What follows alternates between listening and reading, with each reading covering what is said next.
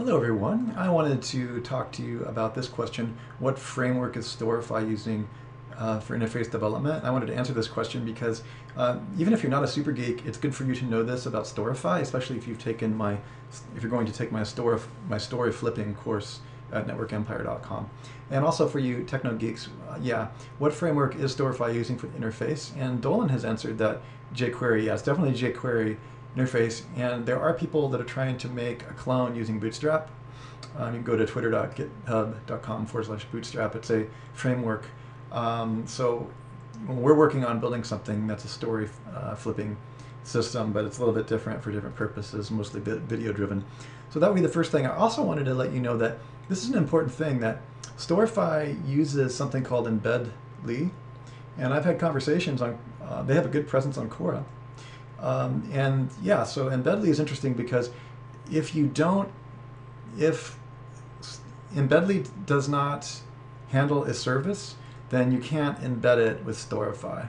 So for example, when you're embedding something like a Quora question, you can't drag and drop it like you can drag and drop these Facebook things onto the jQuery thing and all that. So, you know, you can put a YouTube link in here and you can drag a YouTube link or any kind of thing. Here's a YouTube, for example, video, and it's going to pop up, and that's all embed.ly. Now what's interesting is that embed.ly has a service and plugin and a key that you can use right on your blog, so you can have that same kind of effect, which is that kind of squaring effect. Okay, and not exactly a micro format, but I'm not a developer, so developers are just going to laugh at me, but I will just tell you that embed.ly has a list of providers and a list of services. And interestingly enough, Quora is not one of them. So you can no longer drag and drop a Quora question, as far as I know, onto Storify. And this is why I've been talking to both the Quora team and the embed.ly team, because it's really useful to have answered questions.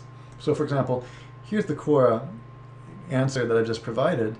You can go down right into the time and date, and you'll watch the URL change. And this is only my answer on Quora. It would be really wonderful if we could just copy and paste the Quora answer for several reasons, because that way you could drop them into a story on Storify. And you can see that since embed.ly, and this is what I've been talking to the embed.ly team about, embed.ly does not provide, let's go to a link here, just go ahead and put that Quora question in there. Quorify, hey, that's pretty cool name. And you can see right now that it won't work. That Quora question is timed out. It's not allowing that function like it allows YouTube that function. That means Quora is not talking to embed.ly or letting embed.ly parse and do that. They don't have a relationship, and it's not working. It's just not being allowed. Okay. So the only thing you can do at that time is when a service or a social media service doesn't work, is you just have to create a text. Okay, like the answer, you know, to this text, and you can just add a link to it. Okay. So you can just go like that, and if you wanted to, you can create a, Storify does allow a link. Okay, and it'll pop open this little link editor, and then you can just put the URL from your Quora question right in there. Okay, HTTP, just copy and paste your whole Quora question in there, and then click enter. Do not click this X. Okay, and you'll have effectively a link to your Quora question, but it's not really as cool as having, there you go.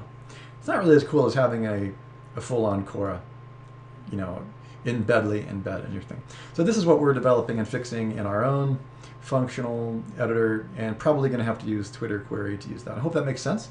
And so these are some of the challenges. You can learn more about story flipping. Just so you know, the mass marketing appeal, the ability to flip a story and push it out across massive networks is huge when you understand what you're doing with these types of services. So, you know, do attend our courses at networkempire.com, and hope this is helpful. And thank you to developers who are being patient with me. I'm not a developer. I work with my own team, and I'm just a marketer. And these kinds of things, development and marketing is overlapping. And I think Twitter Bootstrap and these types of frameworks, jQuery type frameworks, are going to be a pretty amazing place where your world overlaps with mine. Russell Wright from networkempire.com. We'll see you later.